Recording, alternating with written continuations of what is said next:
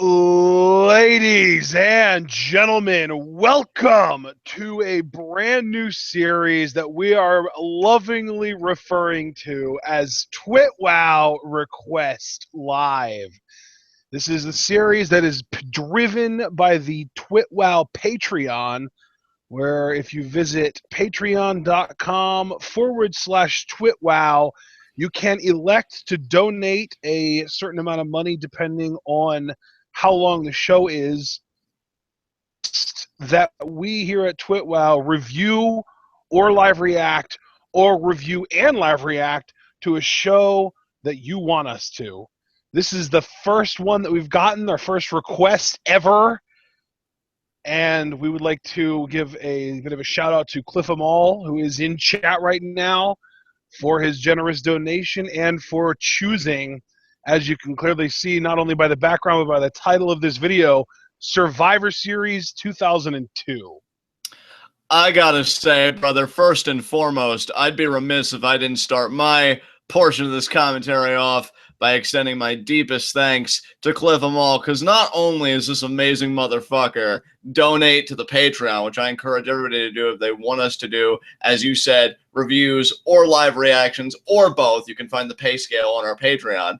But he didn't even bother to torture us with his selection because this show was excellent. I had so much fun watching this with you. So Cliff really had our backs in every sense of the word. Because, yeah, Survivor Series 2002, I remember this pay-per-view. I was 10 years old when this pay-per-view hit the airwaves, which is just insane to think about now that this month it'll have been 14 years since this show passed. Oh, wow. It was, yeah, a week from now, actually, because see, on our background here, it's a November 17th. It's November 10th today, so in 1 week, this pay-per-view will have been 14 years old. Oh, I almost regret doing it today. We should have waited a week and done it next Thursday so we could have done it on the 14-year anniversary. Isn't that crazy, dude? Like 14 years since this show, and in essence, 14 years since the first ever Elimination Chamber. That is what I think everybody remembers this show for. I remember this show for that. And not to jump the gun, but the show's been 14 years old now. This is a show where every championship changed hands. I don't know if that feat's been really replicated since, and if not, they don't make as big a production about it as they did in the aftermath of this show, because I remember that being talked about a lot. To me, this card was stacked. Every championship that was defended changed hands, because I know Chris Jericho was the tag team champ at this time, and he was in the Elimination Chamber. Good point. Good point. Yeah. So every championship that was defended changed hands, which was still at the time unprecedented. It was. Yeah. Well, it definitely seems like it. It's a big deal. Absolutely. And to me, like, I felt like this show never had a low point. I never got sucked out thinking like, whatever. Even like the one segment they had preceding the chamber with Nowinski and Hardy and our personal favorite here at TWitWoW, Scott Steiner, I smiled like an idiot, man. I had so much fun. If this was a show that was around today and we did our scale, I absolutely would give with my whole heart a buy it to this show. This was incredible. Really made me miss the Ruthless Aggression era. I would definitely be kind of like high end search it, low end buy it for me. But yeah, this was a really fun show. With the Patreon requests is we really do want it to be fun for everyone, including us. So, John, you're kind of making a big deal like, oh my God, he had our backs. He picked a great show. We kind of intentionally went out of our way to create some safeguards to prevent people from intentionally trying to get us to watch shit shows. But, that said, I don't expect people to try and make us watch shit shows. I was hoping that this is kind of how this would work, and it worked out beautifully the first time. Thank you, Cliff, for the donation and for requesting a great show. And John, that being said, do you want to get into this? Oh, absolutely, brother. Let's do it. Well, as you guys might know, when we do reviews for shows that we don't live react to, I take notes, and I have 57 lines worth of notes right now. So pretty safe to say I know what order we go in, and we start with a video package, as most WWE pay-per-views did in the day. Really just highlighting the two big main events, Brock Lesnar versus Big Show, and Eric Bischoff talking about the Elimination Chamber match itself. Yeah, this is going to be the first point already, record time that I'm going to sound like an old curmudgeon in this review, because this was before the age of pre-show panels and this and that, where you already would have seen these video packages 4 or 5 times. And yeah, just seeing video packages like that, man, the first time around, goosebump inducing. I love mean, the tone to they be set. fair, by the time the chamber match happened, we had still already seen that package like 3 times. They played it 3 times throughout the night. Yeah, I did notice that, and I kind of forget it, I guess because we're so conditioned in the modern era, but still, like, And you know what? I think they might have even played the Brock show package 3 times, which is even worse because that happened earlier in the show, so it's less time for them to jam it in there 3 times into. Right, right. But yeah, still, great tone setter for the start of the show here. Absolutely. And we kick things off right away with a match, a 6-man tag match. We've got Bubba Ray Dudley, Spike Dudley, and Jeff Hardy versus 3-Minute Warning and Rico. Oh man, I freaking 3-Minute Warning. I remember when they were around and they first came on the scene. Yeah. It's amazing to think that team never became World Tag Team Champions. Like, I always expected them to win those belts and dominate. Pissed me off so much. And it's not because it was a bad match. It was because watching this match, you realize how incredible of an athlete Umaga was, and he never won the world title. Dude, I know it. You're preaching to the choir here. I freaking love Umaga. Oh my god. He did a freaking splash off the top rope to the outside to eliminate Jeff Hardy. Yeah, that was freaking gorgeous. Speaking of Jeff Hardy, I kind of had to smile because, again, this was back in 2002. And just hearing the pop that he got and knowing how his WWE story ended with him just becoming a fucking rock star and winning the WWE title and the world title, you're like, that's really, this pay-per-view wasn't where it all started. I don't mean it like that, but like even in those early stages, kind of watching him mid-rise. Exactly. And you're just seeing it and you're like, man, it was all there even then. Great energy in this. I mean, crowd was way into it. You're talking, it's Madison Square Garden. I did notice though, one here and then one in a later segment, because again, I do remember this show somewhat. 2 edits that I guess they must have made.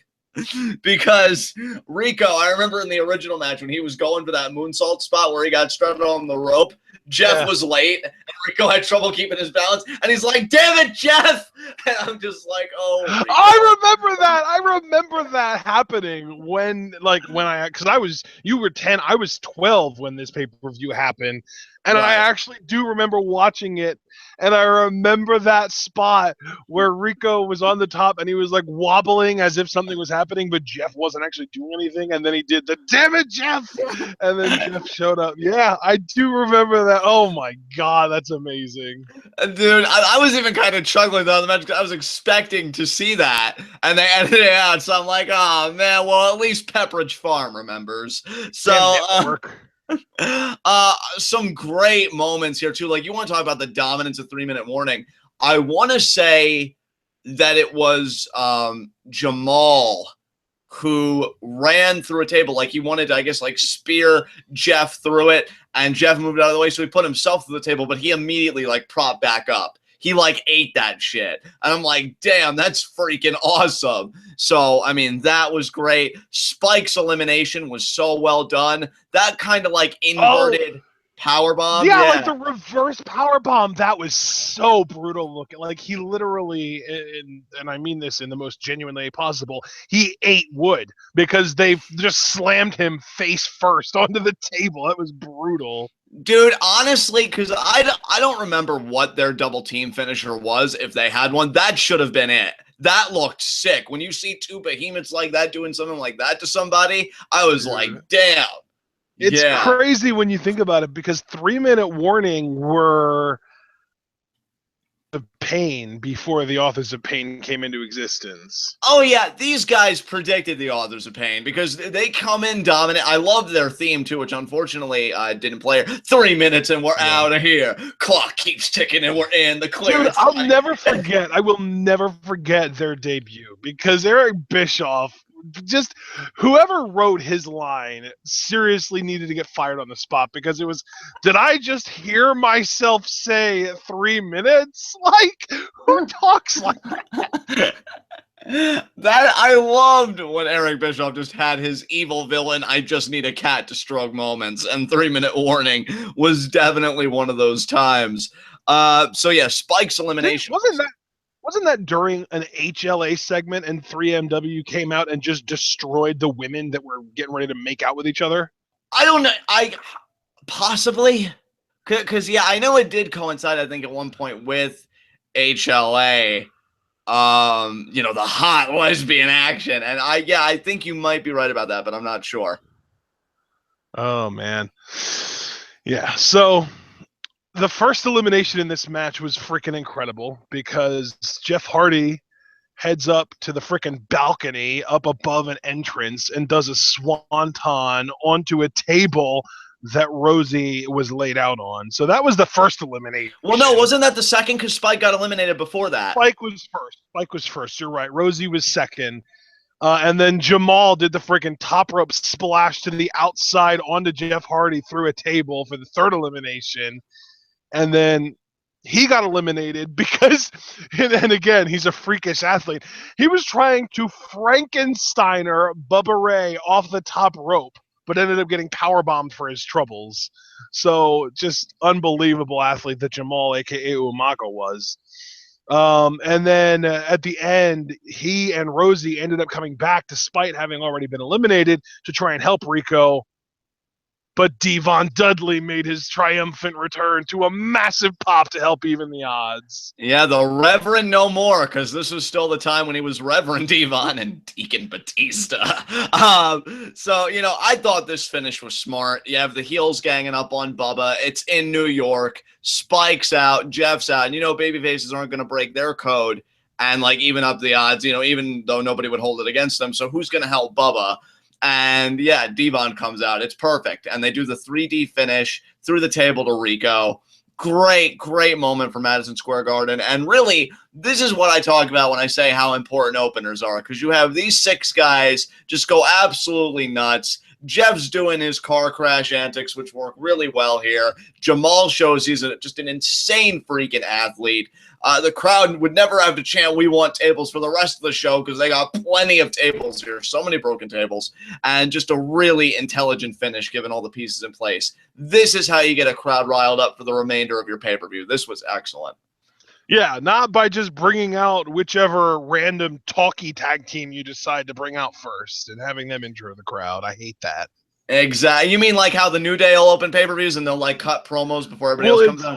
It's always the New Day or Enzo and Cass. They always open pay-per-views because WWE knows that those guys can talk a crowd onto their feet, but it's like the WWE's given up on trying to bring the crowd to their feet with a match, because all WWE matches feel the freaking same now.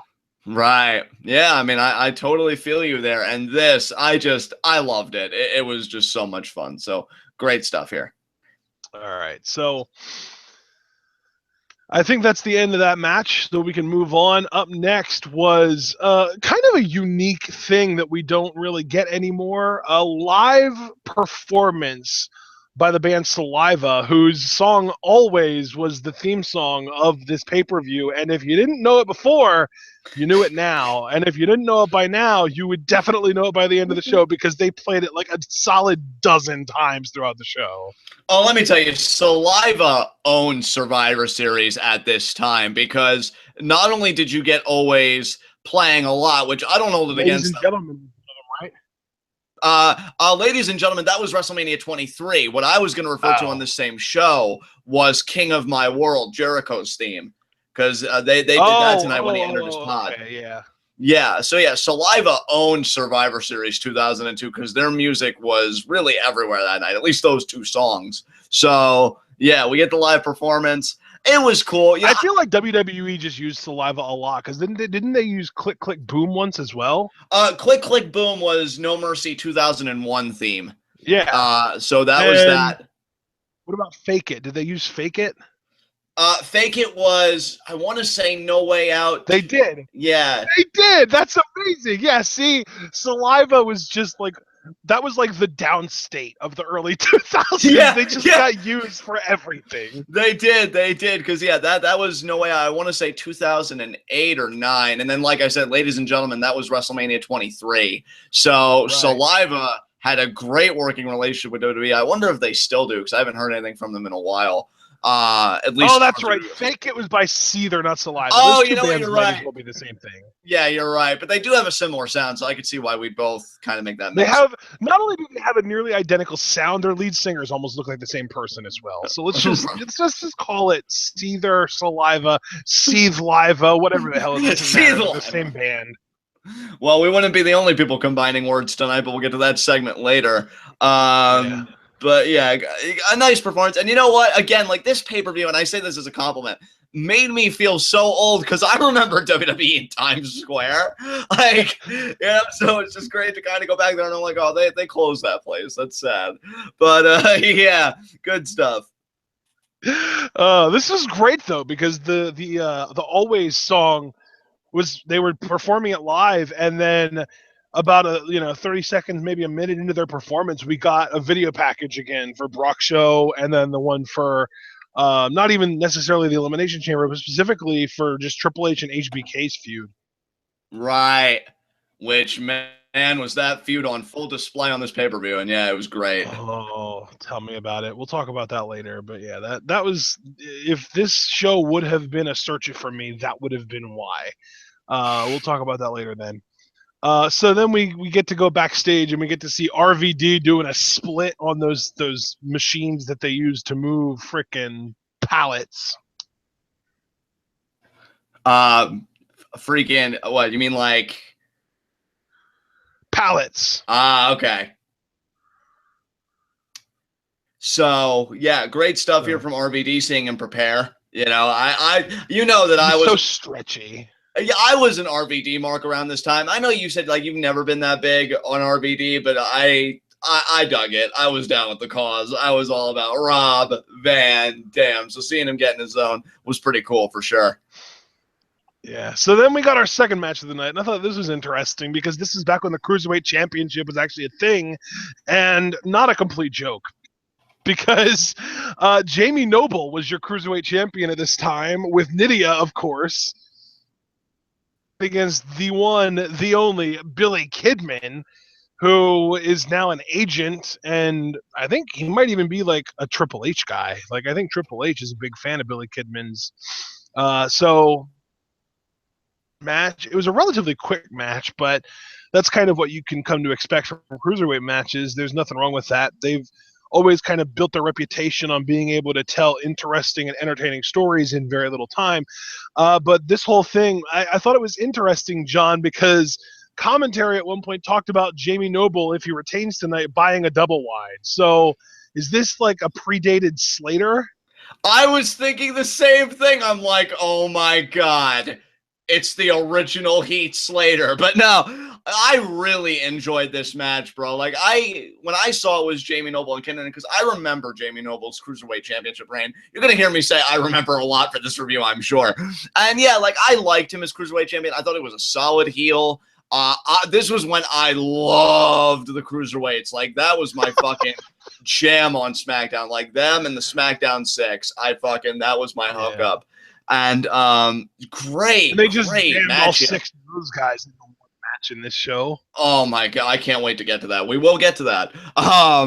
But yeah, like, I loved what these two pulled out, because I'm like, this match really had no right to be that good, given that it was the Cruiserweight division and everything, but those guys went, and they had one hell of a title match. I love the heart that Kidman showed. I love the story that they kind of laid the groundwork for before this match, that Kidman, going into the show, had 2 wins over Noble, and so, I mean, rightfully, he's the #1 contender, and this is his 3rd shot at it, and you can see throughout the match, like, they let you know, yeah, Kidman has Noble's number, because Noble, his desperation just increases, every passing minute or every passing near fall. He doesn't get the job done.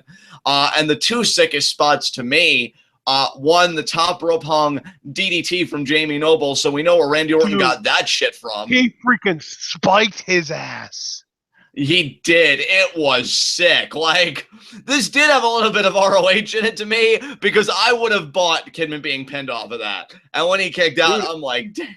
It's funny you say that because Jamie Noble, in ROH, he was James Gibson, is an actual former Ring of Honor world champion. I know, yeah, we've established that. And yeah, you're right. That's just crazy to think about. And then another point off the top rope, Jamie Noble was trying to go for something, and Kidman countered it in almost like an impaler DDT or something, like a DDT off the top. And I thought that was sick too. So some great stuff. Oh, also the sequence where Noble was really determined to get that Tiger Bomb. That was great too. Kidman kept fighting out of it, but then when Noble finally got it, Kidman had to dig in himself to kick out. So I thought Kidman was booked really well as the babyface in this equation. Noble and Nidia did great heel work. In the end, I just say, though, I wanted to point out. Yeah.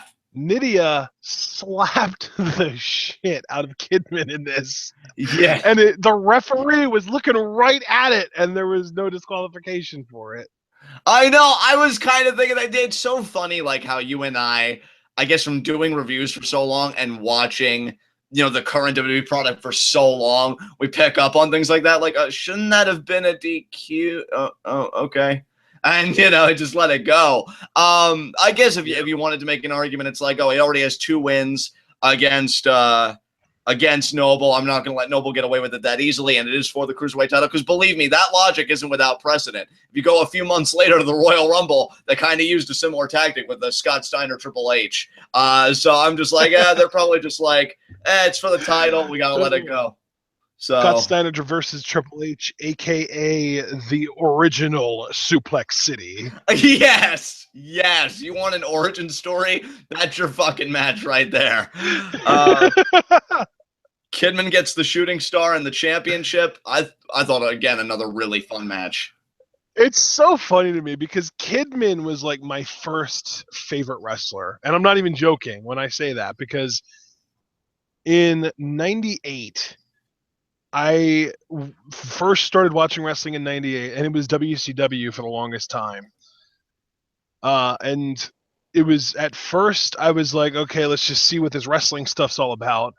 And Kidman was the first guy that really caught my eye. I was like, oh my God, I like this guy. He was the first wrestler I ever liked. And eventually Jericho and Goldberg would both surpass him as far as how much I like them. But he was the first person to ever make me go, okay, maybe this wrestling thing is pretty cool. So you can really give Billy Kidman some credit for me being a wrestling fan, because he was the first guy that I ever really liked in wrestling. And dude, with the work that Kidman put in this match, I can't disregard your taste. I mean, these guys went in there, they tore the house down, and I mean, to be fair, even though I really liked him in 98, in hindsight, his shooting star might be the worst shooting star I've ever seen in mainstream wrestling.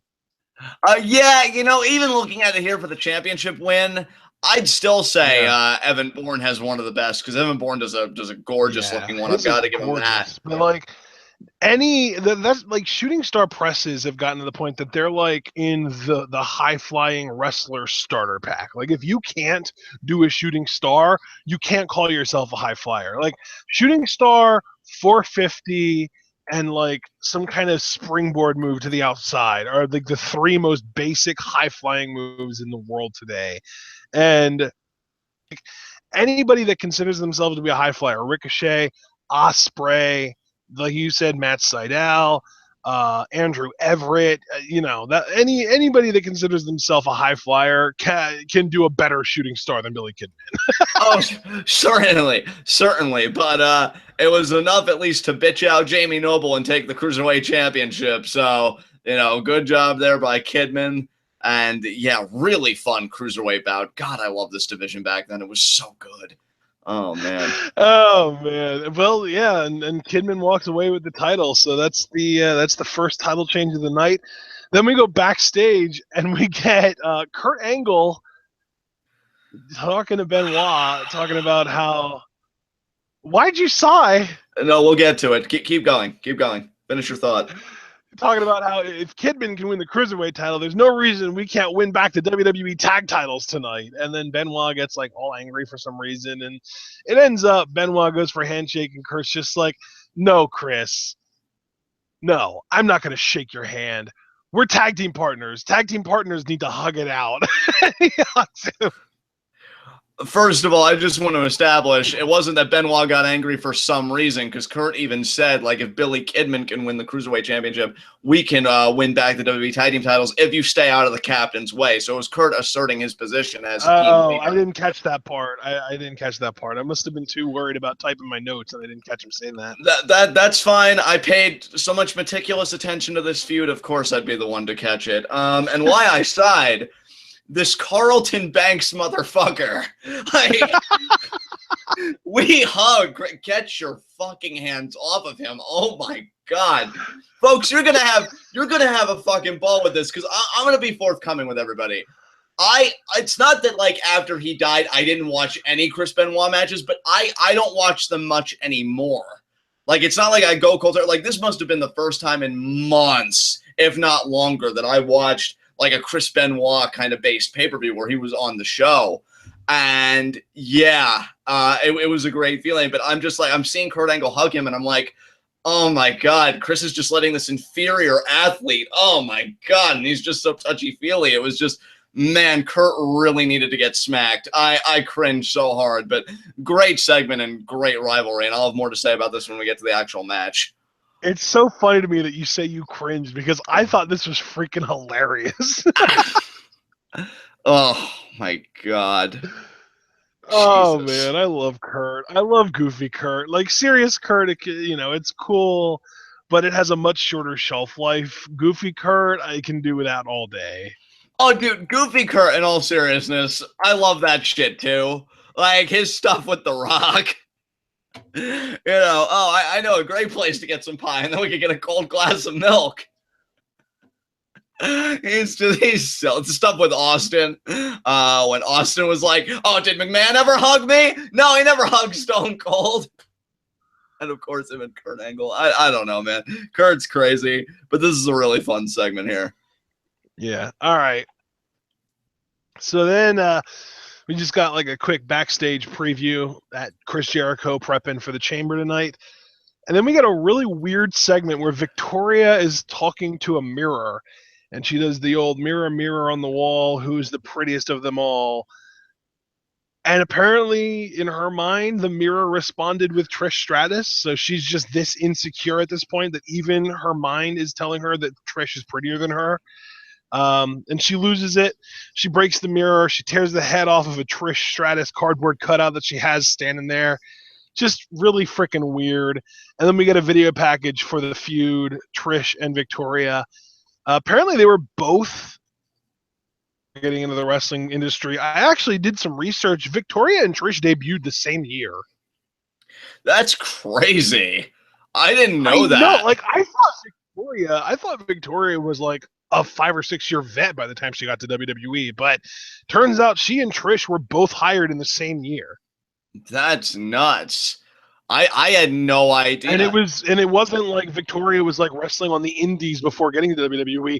They hired her the same way they hired Trish, basically because she was attractive. She was a model and they brought her in to learn how to wrestle. Oh, dude, this is one of those times where I'm actually glad WWE used that shit for an angle, because I had no idea the context, even when I was watching this feud unfold, because again, remember, I was freaking 10. I had no idea where the jealousy came from. And I just got to say, watching this segment back, I'm so relieved, because I thought I had the biggest self-esteem issues, but I don't. It's Victoria, because I'm just watching this, and she's like, all right, Mirror, who's the prettiest? And I'm just like, well, Victoria, you should be very secure. You're very attractive. What? Trish is the prettiest? No, I didn't say that.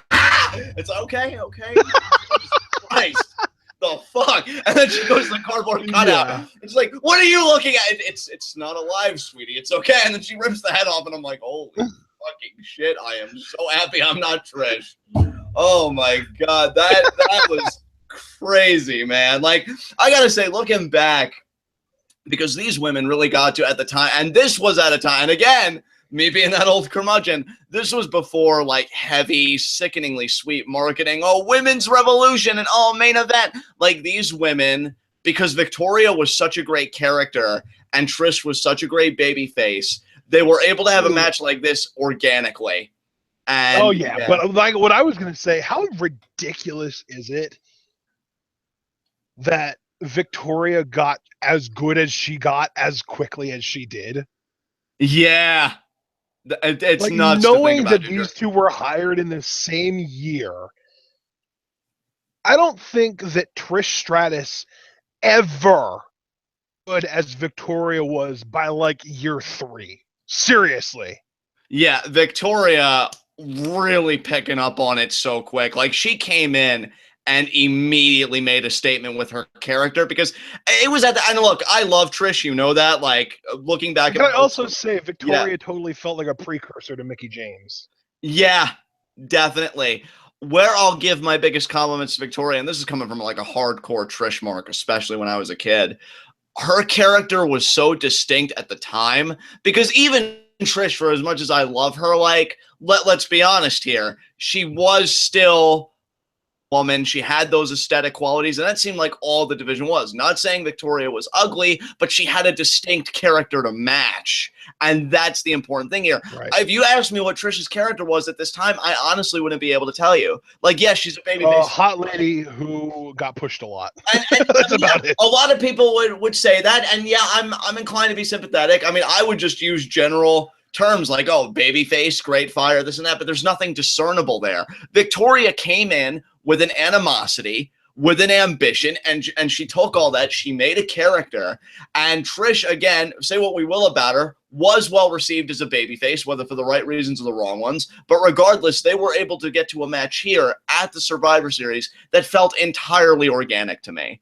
Like, WWE wishes they could do this shit now. And if they can, it doesn't take long for themselves to ruin it because of their marketing mechanisms. Oh, look, guys, look, this neon sign saying how progressive we are. We did it. We did a main event, guys. We did a thing. Shut the fuck up.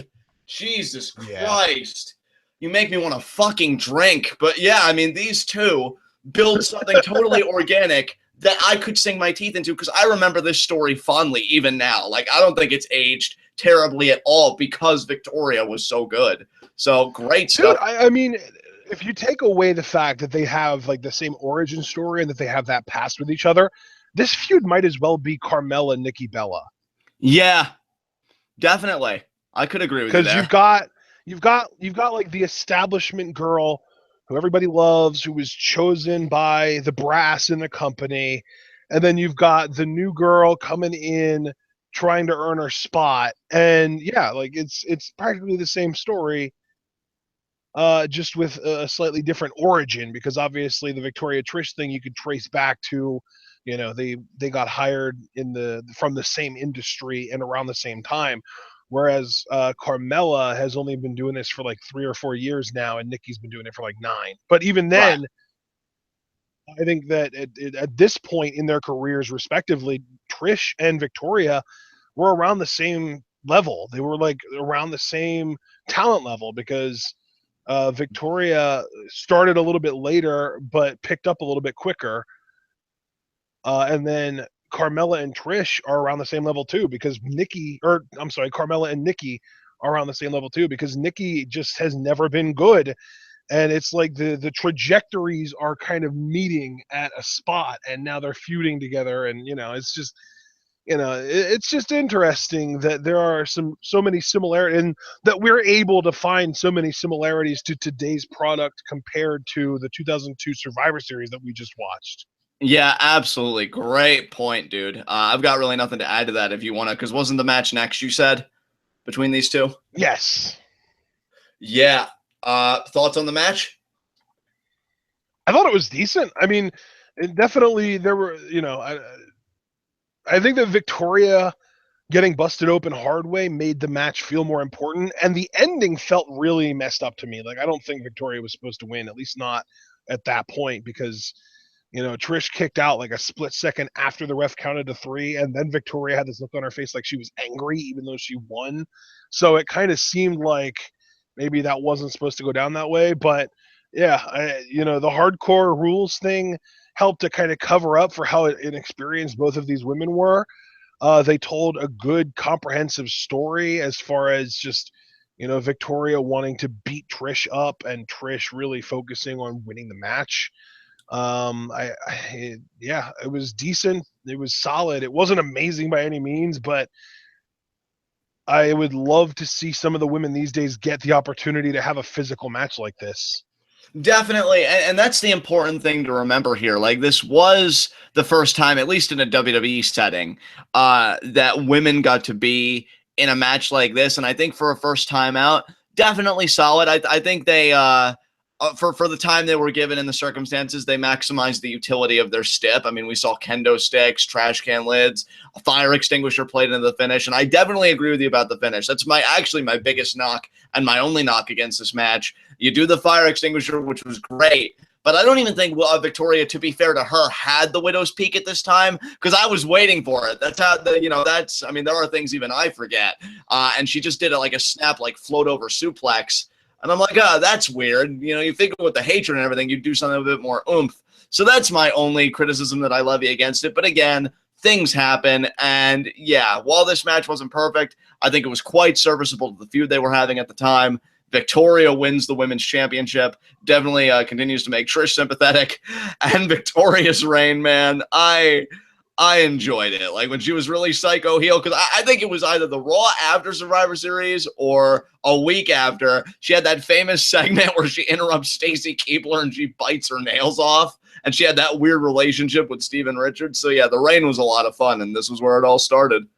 Great stuff. See, and I don't remember any of that stuff. My long-term memory is pretty freaking bad. I have a very selective memory, and my long-term wrestling memory is just god-awful. Like, I can remember things as I'm watching it, like, oh yeah, I remember that happening, like, as I see it, but I'm not like you, where I can recite names of things and dates of when they happened, and specific matches and that kind of stuff. I just don't have that in me.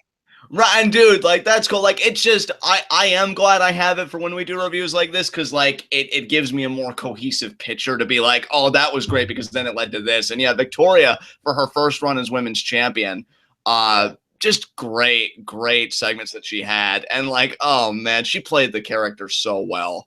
Because she was, honestly, you want to talk about, like, the first this and parallels to that, Victoria might have been the closest thing to an anti-diva for her time, because she went after all the people that she described as like Barbie dolls. I mean, Terry, Trish, Stacy, like, just really beating up and abusing these people. And it was great. I loved it. Yeah, definitely. Yeah, man. So as you said, Victoria wins and becomes the women's champion. And then Coach Jonathan Coachman gets an interview with Eric Bischoff, and Bischoff uses the interview to just kind of hype up the Elimination Chamber. And then, of course, he has to brag because, once again, Eric Bischoff has outdone Stephanie McMahon. And then, next thing you know, Big Show walks up and says, "You messed up trading me." Yep. Now, this is something I don't remember entirely, but I do know around this time there was animosity from Big Show to Eric Bischoff, because I'm trying to remember what pay-per-view it was, but, like, there was a segment between him and Eric Bischoff where he said, "You better start putting me in the main event, because I've just been sitting here with my thumb up my ass." And then, of course, the trade happened, but I'll get more into specific about that when we get to the WWE Championship match. But yeah, that was a great segment because it just nodded to the tension that Bischoff and Big Show had been experiencing with one another. So good stuff. Yeah. Okay, so then we get to Paul Heyman and Brock Lesnar, and Heyman just kind of tells Brock that he's been nervous since Big Show showed up on SmackDown.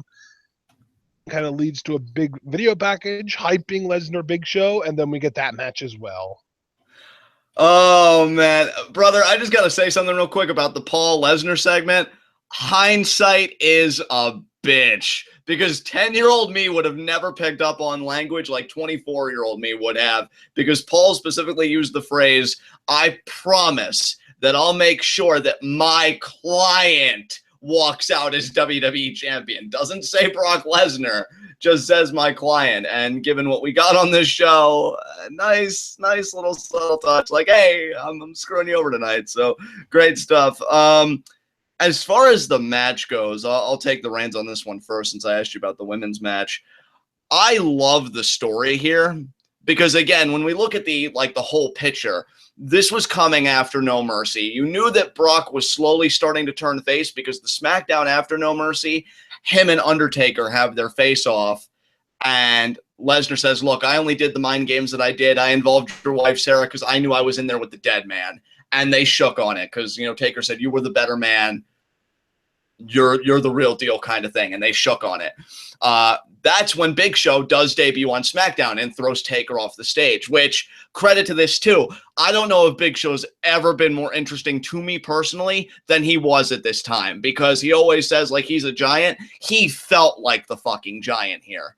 I mean, just military pressing people, throwing him off the stage, and not long after that, he guns after Lesnar. And the whole narrative was, you can't suplex Brock Lesnar. You can't get him up for the F5. Brock, you can't beat the Big Show. And they made Big Show seem like a legitimate threat. I mean, talking about on Raw, again, where he tells Eric Bischoff, I have my thumb up my ass, goes to SmackDown, feels immediately rejuvenated. So I love the story here. And you have Brock going in with injured ribs, so you knew the turn was coming. And wasn't this during the time that Heyman had the book on SmackDown? It might have been. I would need somebody to step in and give us clarification on that, because I'm not sure. But, you know, like, and that's another thing, too. In the promo they aired, they even kind of hinted at the tension between Lesnar and Heyman, when Heyman's like, no, Brock, you're not going to confront him. And then Lesnar's just like, shut up, Paul. Because he had not listened to Heyman's advice for weeks. Heyman was like, no, don't confront him, Brock. Brock, we're going to stay here. Every turn, Brock's like, fuck you, I'm doing it. You know, and so we get here. So my point is, these are two guys that you're not going to see, you know, all these ridiculous spots or whatever. But to me, at the time, they had a legitimately great story, because Brock was such a phenomenon at the time that anybody standing up to him was a huge deal. And then in comes the Big Show. So I thought it was compelling stuff. And then the match itself, I mean, it served the story. You know, Brock comes in, he shows, yes, I can suplex the Big Show. Yes, I can F5 the Big Show, which, by the way, Heyman's reaction to that shit, I've always, to this day, loved Paul Heyman's facial expressions. He sold the shit out of this, because he's just looking at it like, oh my God, oh my God. And then it happens, and he's like, oh God, I didn't expect this to happen. Oh God. And then the ref's coming in. Heyman pulls the ref out, and the fix is fucking in, people. And Heyman decks the ref. Lesnar's looking at it like, what the fuck? I trusted you, Heyman. Chases after Heyman, gets a chair shot in the ribs, choke slam on the steel chair, 3 count, and then probably my favorite moment of the whole thing, Heyman looking at Big Show with the title in hand, and he jumps into his arms like a fucking romance movie or some shit. Yeah, we did it, Show! And I remember, because I fucking love Paul Heyman, man, and I remember the promo Heyman cut, like, after the revelation, and he's like, we screwed Brock Lesnar! We like doing it! If we could turn back the clock, we'd screw you all over again. I'm like, you vindictive piece of shit. I fucking love you. I love you. This was so good, dude. Because, again, wasn't like a barn burner or anything like that, but I thought the story was straightforward. They adhered to the KISS method. Dude, this match was barely over 4 minutes. This was such a short match. Yeah. Yeah, it was. And yet it did what it wanted to do, because, of course, I mean, we know what the end game was, WrestleMania 19, but more so than that, Lesnar getting his hands on Heyman, and this is where it all started. And I think it was actually smart that this match is only 4 minutes, because look who was in it, you know? And I felt like it was perfect in what it did. So Great stuff here. And yeah, I will confirm this was Paul Heyman's SmackDown. He was writing at this point. He was writing from July 2002, February 2003. So like that's a 7-month span, and this was month 4. Right. This is month 4 of 7. So this was right smack dab in the middle of Paul Heyman's career as the SmackDown head writer. That's awesome. Great job confirming that. Great pickup, too. I never would have known. But, yeah, I mean, I thought the match was great, and I agree with everything you said about it. If there's anything else you want to say about it, I'm good on it, and we can move on.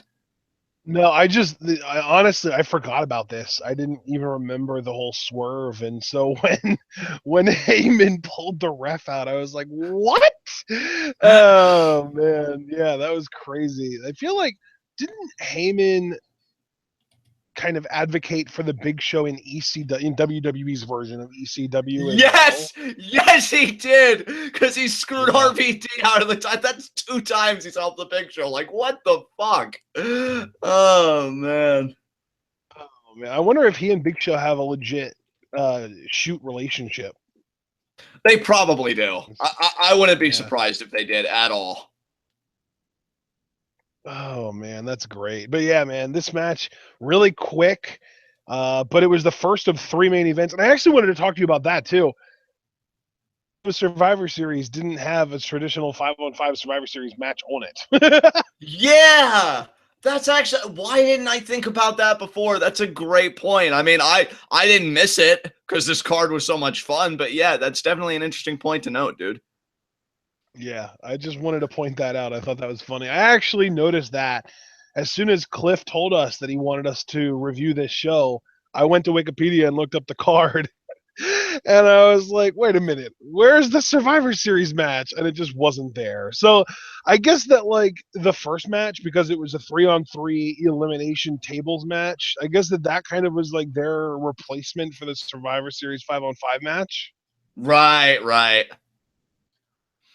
Yeah. But I mean, another elimination match happened, and that was up next. It was Los Guerreros, Eddie and Chavo, versus Kurt Angle and Chris Benoit versus Edge and Rey Mysterio. And man, I know that you're gonna take it to the house, so I'm just gonna get right off the bat. This match was great. It was great seeing both Eddie and Benoit in action again. Yeah. But still, you've got to admit, Kurt and Benoit, even though they were the first team eliminated, they stole the freaking show. Dude, first of all, I'm flattered you give me the floor. I was fully prepared to give you the floor because I know we both love the SmackDown 6, and you're the Eddie Guerrero guy between the two of us. I know, but I didn't feel like Eddie really did anything in this match. At least nothing noteworthy. I gotta tell you though, it's a little emotional for me. I mean, don't get me wrong, guys. I'm not gonna go to pieces or anything. Don't worry, but it's emotional for me, and I gotta thank Cliff because those Benoit fucking chops, man. I miss though. He chopped the shit out of everybody. I mean, just everything. He was brilliant. The Germans, the headbutt. I mean, the whole package. I'd give anything for one last Benoit match. So to revisit this territory was wonderful. Los Guerreros, I will say this. They really didn't do much, but that's precisely why they're perfect. They were the heels here. Because, yeah, I mean, Angle and Benoit were heel-ish, but they had that comedic factor going for them because they hated each other, and Kurt's just really weird. So, you know, they had that. Los Guerreros is like, nah, man, fuck you guys. We're just going to stand here on the apron. You're going to do our work for us, and then we're going to come in and be WWE Tag Team Champions. And, I mean, yeah, great back and forth. And it worked. It worked. Great back and forth between Edge and Rey Mysterio and Kurt Angle and Benoit, which they better have had it because between No Mercy with the tournament finals for those tag team championships, which is still just an amazing tag team match that I think holds up, the 2 out of 3 Falls tag team match they had on SmackDown, and now this, I mean, they got pretty comfortable with each other. But, you know, the elimination does happen. Benoit gets speared by Edge, and that's how that elimination occurs. And then you get a fresh matchup in Edge and Mysterio and Eddie and Chavo. And yeah, just a great back and forth between these two teams. Edge and Rey really I know you were ready to move on, but I wanted to kind of backtrack a little bit. You just kind of said, yeah, you know, the spear and that was it. But let's not forget that the lead up to that was Chavo hit Benoit in the back with the title. And then Benoit was kind of reeling from the pain, and Angle got up in Chavo's face. Chavo tossed the title to Angle and rolled out of the ring. And then Benoit turns around, sees Angle with the title, and gets really angry because he thinks Angle hit him with the title. Yes. That was great. Then that's the thing too, is like I noticed Chavo did more cheating in this match than even Eddie. I know, right? Like, Chavo was the one, I guess, that was really the catalyst for all this, because he started doing it, and then they both really picked up on it. And yeah, it was great stuff. I love that moment, and I love that the hatred, because then you figure, again, with the whole cohesive picture, a month after this, because I guess this was Benoit and Angle getting their rematch. So once they were the first team eliminated, you know they were done teaming up. I mean, the next month, if I'm not mistaken, was Armageddon. Kurt Angle beats the Big Show. Big Show had an incredibly short reign with the championship. And then a month after that, my favorite match in WWE history happened with Angle and Benoit. So the rivalry. At the Rumble 2003, that's right. Was just, the rivalry was so fucking good. And I did enjoy these two teaming up. Like, yeah, these are two guys. They, oh my God, they just always felt like, no, I'm better than you. No, I'm better than you. I actually expected them to start fighting when they got eliminated. I was surprised that never happened. Instead, they took their aggression out on everybody else, which I actually prefer in hindsight, because one, it levels the playing field and ups the tension of the actual match. And two, it's just like, no, we don't need to hurt each other. I'm just going to hurt my guy worse than you hurt your guy. Oh, yeah, yeah, oh, yeah, yeah. And they do it, and it's great. Yeah. And then Los Guerreros win when Ray kind of gets onto a hot streak, getting ready to hit a 619 on Eddie. But Chavo hits him with the title while the ref's back is turned, because Edge, of all people, is distracting the referee unintentionally. And then Eddie gets in the ring as Edge does a baseball slide to Chavo on the outside and goes out there to eliminate him. And Eddie ends up getting Ray to tap out to a clover leaf. And it was not even really a good clover leaf. It was kind of a shitty clover leaf, but it was a clover leaf nonetheless. And just to think, only a few years later, we'd have a storyline where apparently Eddie Guerrero couldn't beat Rey Mysterio. Bitch, what product are you watching? He just made Rey Mysterio tap out. And Rey was like one of those John Cena, Superman, never give up type characters at a point, too. Yeah. Eddie totally should have won custody of Dominic. Like if 2006 Rey Mysterio could have seen 2002 Rey Mysterio, he would have been sick. Oh, dude, yeah. To me, though, and it's such a shame, because it's like, I've never hated Rey Mysterio, don't get me wrong, but like 2002, I was into him because he wasn't OP like he would become a few years later. And I thought the aerial stuff he did, oh my God. And him and Edge, I was kind of disappointed that they were such a short-term tag team as well, because I loved some of the double team innovations they'd come up with together. And you did see a little bit of that in this match. Like, there was one spot, and I believe this was to Eddie. Yeah, it was, because Chavo was the one who broke up the pin, where Eddie's on the top rope and Edge just launches Ray into Eddie for the Hurricane Rana. Thought that was a gorgeous spot. So yeah, they were a great short-term tag team. And I love too, dude, because we always talk about the SmackDown 6. Let's remember that each of them got a run with these tag team titles, because Angle and Benoit started. They were the inaugural champions. Then Edge and Ray won the 2 out of 3 falls tag match on SmackDown. And then Los Guerreros get their turn with the belts at Survivor Series. And I actually feel like they had a pretty decent run after that. So great stuff all around here. I love these 6 guys at the time, and this was an absolute clinic. Yeah, man, this is great. So once this match wrapped up, we got a really strange comedy segment where Chris Harvard, aka Chris Nowinski, comes out and starts just healing it up, talking shit on the New York crowd. And then Matt Hardy's music theme plays, the Matt Hardy V1 theme song. And he comes out, and it seems like he's going to start to defend New York, but then he calls them losers. So you've got these two guys just shitting all over the crowd for no reason whatsoever. And then the siren hits, and no one has any idea who this music is until the name comes up on the Tron, Scott Steiner.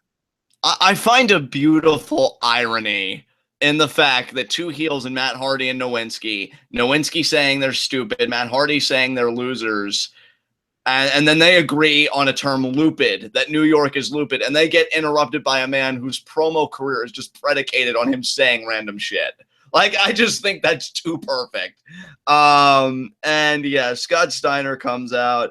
And here's the thing too, kids. If you want a history lesson, because I feel like I've been given one for every other match or segment.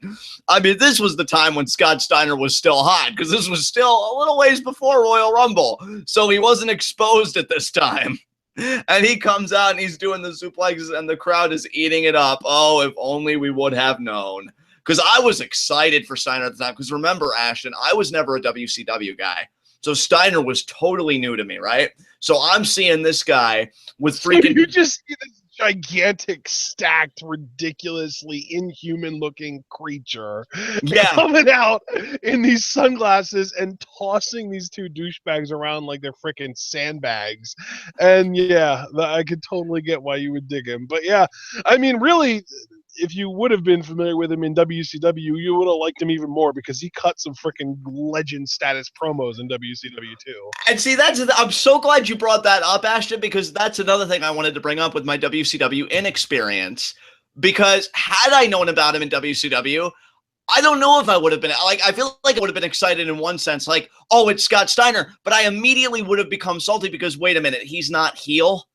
And that's why I'm glad at least that I was ignorant, because I'm like, oh, of course it's natural for him to be a good guy. I mean, look at him. He's strong and people love him and he's standing up to Triple H, who's a prick and all that stuff. But knowing how he is as a heel, and even how I'm going to say this right now, if any of you are planning on donating to request us to review something and you're trying to figure out what you want us to review, anything from the mid to late 90s WCW would be pretty ideal because John is completely unfamiliar with that territory and you know how awful my long-term memory is. So, and really anything before 98 I wouldn't know about anyway because I only started watching then. So if you're thinking about donating and can't figure out what you want us to watch, that's a great option because that would be new territory for both of us. And it would be hilarious, especially if you can get something with Steiner in it. And even if you want to go to like the bad WCW, well, none of it was really especially great, but even if you want to go to the really bad WCW, like 2000, 2001, neither of us was watching then because I stopped watching WCW when Goldberg lost the title to a friggin' cattle prod. Yeah, guys, I echo Ashton's sentiments wholeheartedly. I am totally ignorant to WCW. And of course, Steiner's promo, which unfortunately was edited. Give me the fucking mic. I love you, Scott. The laws of nature don't apply to you. That much is obvious. Oh my god. And then he cuts, and that's the thing too, is like I'm sure they probably, you know, because it was on the network, they probably cut his promo short, but all that he said was, "This goes out to all my freaks in New York City. Big Papa Pump, it's your hookup. Holla if you hear me." And then then they just all yell. But that's all it was. Yeah, exactly. So, yeah, this was... I freaking love Scott Steiner. He's just too good. Dude, he's amazing. I mean, and to think about his whole WWE run, not the matches or anything, but the Steinerisms. I think it was Jackie he told when it was like a mixed tag match or something, and they're in the ring together, and he's like, "You gonna suck this dick or what?" You gonna suck my dick or what? Yeah. I'm like, I should be angry at you for saying something so repulsive, but there's just something in the way that you say it that I'm like, what a scamp. Like, and I know if I tried tussling his hair, he'd break my fucking arm off. But regardless, Scott Steiner is life, people. Scott Steiner is fucking life. I love him. Never forget him trying to do a freaking dive off the apron to test, and he just falls short by like 3 feet. Oh god, my ribs.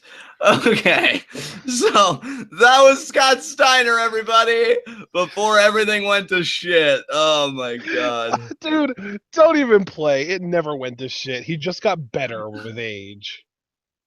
You know, he did, but I guess what I mean is, like, nobody expected him to have that kind of match at Royal Rumble, and they made such a huge deal out of him. Like, that was one of the few times... that bad? Or was it just like Benoit and Angle sucked all of the energy out of the room because of how freaking good it was that no one had energy to cheer for that match? Honestly, dude, in my sincere belief, and maybe Chad will back me up on this, maybe not, I feel like it was a combination of both, because the match really wasn't that good, but then you get Angle and Benoit, which, again, obviously I'm biased, but, I mean, that match got a standing ovation, so I know I'm not alone there, and it's just like, wait a minute, that's what Raw put out? So, yeah, I feel like everything that could have gone against Raw, and particularly Scott Steiner's momentum as a babyface, on that night happened. And it doesn't help matters either that at the next pay-per-view, No Way Out in Canada. Actually, dude, I'm looking, and apparently Steiner Triple H went on before Angle Benoit, so it really was just that much of a stinker. Yeah, and then again, like I was at their rematch at No Way Out in Canada, that crowd was pro Triple H, and they were just shitting on Steiner. So Steiner just couldn't get out of the break, once he actually got in the ring. Wait a minute. I'm looking here, and I'm seeing at the Royal Rumble 2003, Triple H had already won the championship back from Michaels. Yeah, don't you remember? Because Michaels, well, I mean, we're going to get to that. But then at Armageddon, it was a 2 out of 3 falls match. First fall was a street fight. Second fall was a steel cage. Third fall was a ladder match. And it went to the third fall, and everybody's like, oh, Michaels is going to win it because he's the king of the ladder match. Welp. Yeah, dude. I mean, Cliff was even saying in chat, the reign of terror. That belt, if it ever went out of Triple H's hands, wasn't long before he got it back, which is why I love the reign of Benoit so much, because you never got it back from a motherfucker. Fuck you. But yeah.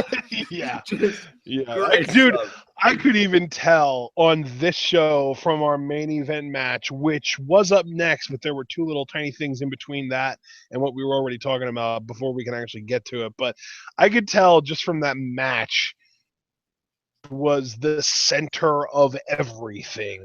Yeah, yes. And it's funny because it's not even that Triple H's body of work around this time was bad. He was just so in your face, it could never get the appreciation that I think. And the thing is, he even cut a promo. He even cut a promo on this show. Bad. Yeah. Like ROH Tyler Black type of bad. Oh, that's bad. Oh, that's bad. Fuck, you went there. Holy shit. Yeah, it wasn't anything great. I mean, to say the least. And he's like, oh, I'm booking a first class ticket to hell. I just wonder who's gonna come with it. Like, what? No. Okay, maybe. I don't know. So yeah, and I feel like I'm the only person on the planet who judges how good a promo is based not on the content of the promo, but on the delivery, because the content isn't determined by the person cutting the promo. It's determined by the writers. It's the delivery that's determined by the person cutting the promo, and the delivery is awful on Triple H's part in this promo. Now, why do you think that is exactly? Because I do think he tried to play it straight face and be serious. I mean, I agree with you. It was still a pretty That's freaking why, because he tried so hard to be not down to earth and serious. He wasn't trying to be down to earth and serious. He was trying to make it seem epic. Like, I've got a one-way ticket to hell. Like it was like bad porno acting or something. Like it was just so over the top. I cringed really hard. Yeah, well, you know what, dude? I honestly can say it wasn't over the top like Hulk Hogan. Let me tell you, brother. It was over the top in that he was trying way too hard to come off as a badass, and it just came off as corny. I can certainly see that. I can certainly see where you're coming from with that. Yeah, he cuts his promo, and then I don't think we had anything else. I do think we get to our main event at this point, right? Well, then Terry tried to get an interview with HBK. Oh yes, yes. Thank you. Oh my God, I want to drop the ball. Ashton with the recovery. Touchdown, TWitWoW. I'm sorry. I'm just really looking forward to talking about this. Okay, set the table for everybody. Well, I kind of already did. Terry tried to get an interview with HBK, and HBK starts cutting a promo, but then we get interrupted. Oh my God, yes we do. The Randy Orton updates for his shoulder.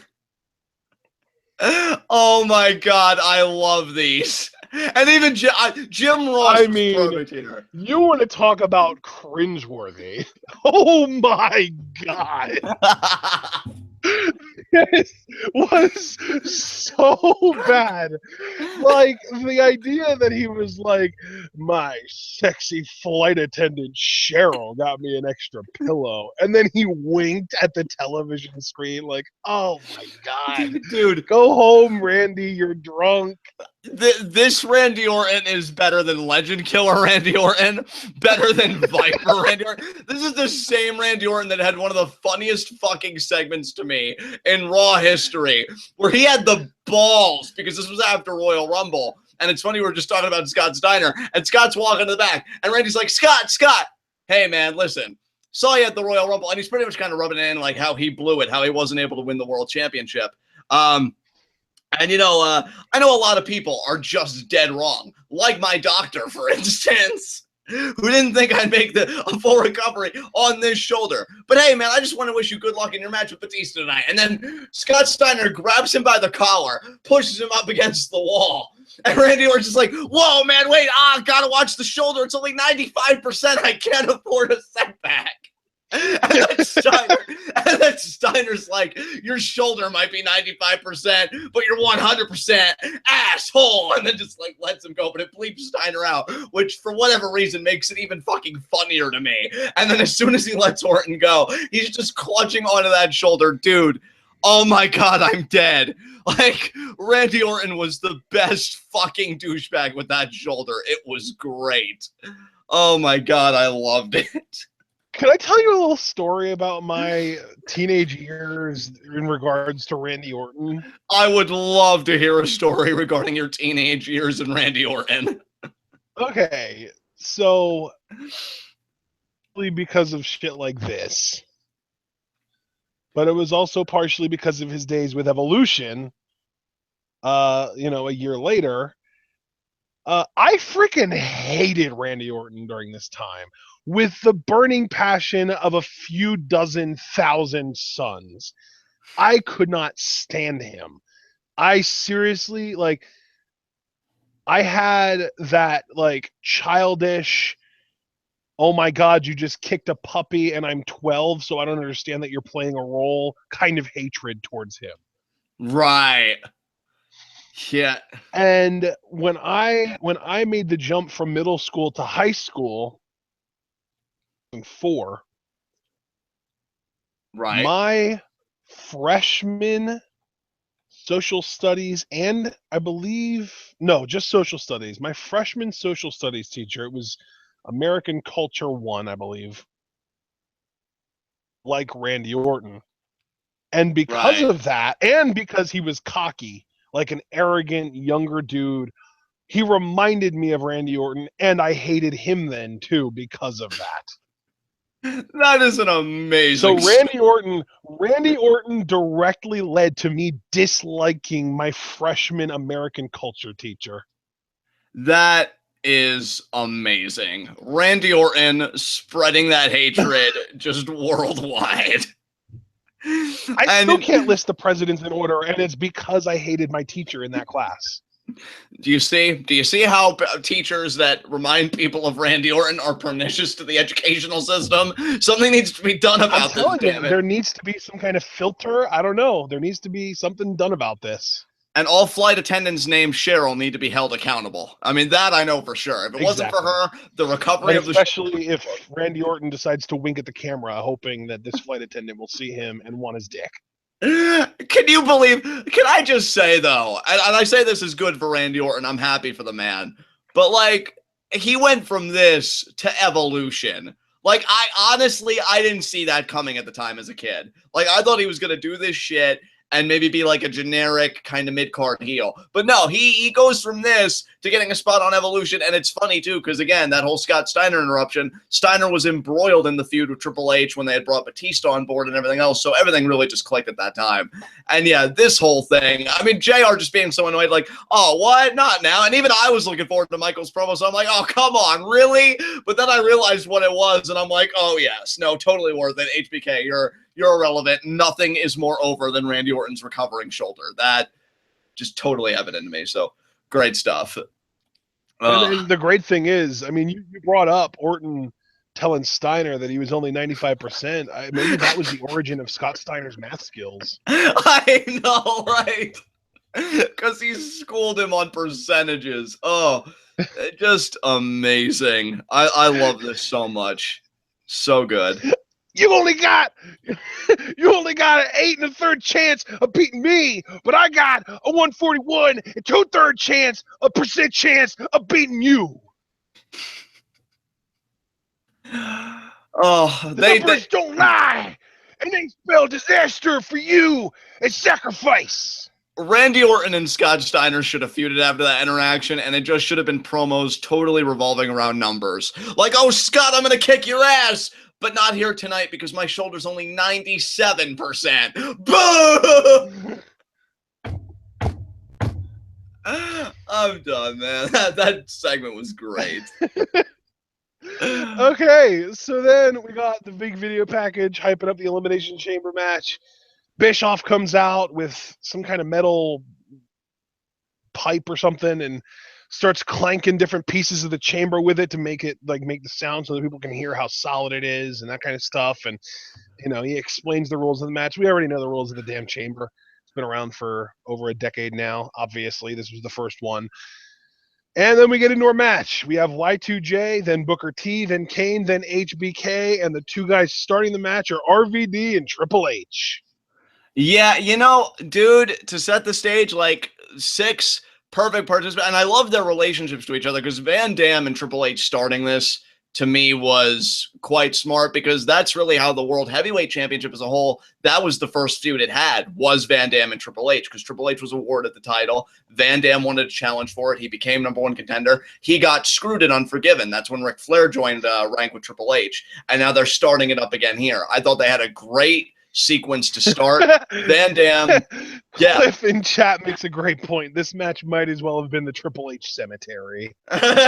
Yeah, and that is a great point by Cliff because all of these people, save for Booker T and Jericho, I mean, Jericho did have a relationship with Triple H in this match, but it wasn't recent. Booker T and Jericho were actually the rivalry in that chamber, but Van Dam, Kane, and Shawn Michaels, dude, yeah. You say not recent, but how about in the future when Triple H beat Jericho at WrestleMania 18 and literally buried Booker T? Yeah, WrestleMania 19. That's a moment. And again, I don't even hate Triple H, but I was not proud of that. That was one thing I was not proud of at all. And yeah, but I'm just saying I'm saying though is this entire match is the Triple H graveyard. Yeah, I'm just saying. Even if it wasn't the entire match being the Triple H graveyard at this point, right, in hindsight, this entire match was the Triple H graveyard. Yeah, I mean, you are right. That I'm not going to dispute. I think my only point was, in the context of this pay-per-view, yeah, everybody had a relationship to somebody, and that's why this works so well. Oh my God. Yeah, Triple H was really bad though. No, it's cool. He really was awful. Oh my God. Dude, here's the thing. Whether you like guys like Rob Van Dam or not, he was so over here. And it just reminded me, and that's why, I was happy for Van Dam in 2007 when he finally got the belt. But that to me was another case of not necessarily too little too late, because at least they got the atmosphere right and everything. But I'm just you could have done it a lot sooner, because there was a point where he was over as fucking hotcakes. People just fucking loved RVD. But no, it was the Triple H show, which, for the record, is significantly less entertaining than the Kevin Owens show. But I digress. So yeah, Van Dam and Triple H started off. Great sequence, dude. These two. That's right. Triple H Jericho WrestleMania 18. That was in 2002, wasn't it? I want to see. Yeah, you're right. It was. Yeah, it was. So Jericho was on the list of Triple H burials by this point because he beat him at freaking WrestleMania 18 for the undisputed championship, and then Booker T was literally 5 months after the show that we watched here, Survivor Series, because that was in April of 2003. So literally within a 365-day period, Triple H had buried every person in this freaking chamber. Right. It's unprecedented. Yeah, dude, it's freaking crazy to me. All the relationships these guys share. Didn't Jericho come out next? Wasn't that like the order? Like Jericho came out after Triple H, Van Dam started off in the first 5 minutes. Yeah. Jericho was the first person to enter out of the pod. But I do want to point out, less than 5 minutes into this match, and I know it's less than 5 minutes in because it was before Jericho came out, Triple H had a bloody forehead. Oh, believe me, Triple H got a lot worse than that in this match, because I don't know if it was like after Jericho came out or at what point in the match, but Van Dam, I guess, got back at him for screwing him over at Unforgiven. You bury my push, you son of a bitch, because RVD does a 5-star off the pod, and that was the spot that crushed Triple H's trachea. Like, it was some serious shit. Oh, I did not know that. Yeah, that was a big thing at the time. Wow. They even had footage for Triple H and Shawn Michaels, their rematch at Armageddon. One of the big things was, like, after Survivor Series, Triple H being loaded into an ambulance, having, like, a gas man, like, giving him oxygen and shit, because his trachea was crushed. Van Dam landed bad on Triple H, which, again, you know, wow. Given everything we're talking about, don't say that Van Dam didn't get his comeuppance, because he fucking took it. And now Cliff's just like, good, fuck him. Like, dude, and that's the thing too, is that, like, if you're just judging based on what commentary was saying and stuff, it seemed almost like Van Dam hurt his knee coming off the pod to do the 5-star, but wrestled like the following week, like not the following Monday, like not a day after, but 8 days later, the following week on Raw, he wrestled. Yeah, you know why? Because Van Dam's knee was cushioned by the fall with Triple H's trachea. It's like, oh god, it could have been really bad. Thanks for having your throat there, Hunter. That's great. Yeah, it was really. I did not know that. I did not. I mean, I think I had heard about the whole Triple H having his trachea destroyed, but I didn't know that it was Michaels or RVD, and I didn't know that it was this show that it happened at. Yeah, and I'll tell you what, Ashton, like, we covered all of our bases because you didn't know and Cliff didn't give a fuck. So we've covered all of our bases here. I felt bad for Triple H because honestly, like, the thought of having your trachea crushed and knowing, like, that's breathing and everything, say what you will about the man, but knowing he fought through that and didn't die, because, like, it was a sick spot even watching it back, like, because I knew it was coming. Yeah. And just seeing Triple H just fold up and, like, grab the throat, I winced. I grimaced. I'm like, oh, that is rough. And I do like the story that kind of played off there of, like, the Chamber's risks, because, like, only a minute or two after, Booker T gets the drop kick, and Van Dam was so disoriented by being a crazy motherfucker and, you know, really hurting people legitimately, he gets eliminated. Jericho, though, to me, even now, because I know the whole story was Triple H Michaels, I thought Jericho was the MVP here, because I loved his story the best getting into the Chamber, because he really was. I do remember him just being absolutely crazed when he got in the Chamber match, so much so that I remember a segment, because he was tag team champions with Christian, and there was talk of maybe Christian getting a spot in the Chamber, and Jericho even took him out. And he's like, nobody's getting in the match but like me, or nobody's winning the match but me. Like, Jericho at this time was incensed. He wanted so badly to be world champion again. I wish they would have played that up more, because I'm not saying I didn't enjoy the Triple H Michaels feud, but you could have done more than one thing at a time, you know? Well, they could have, but that might have taken away from Triple H and Shawn Michaels, and that's all that mattered.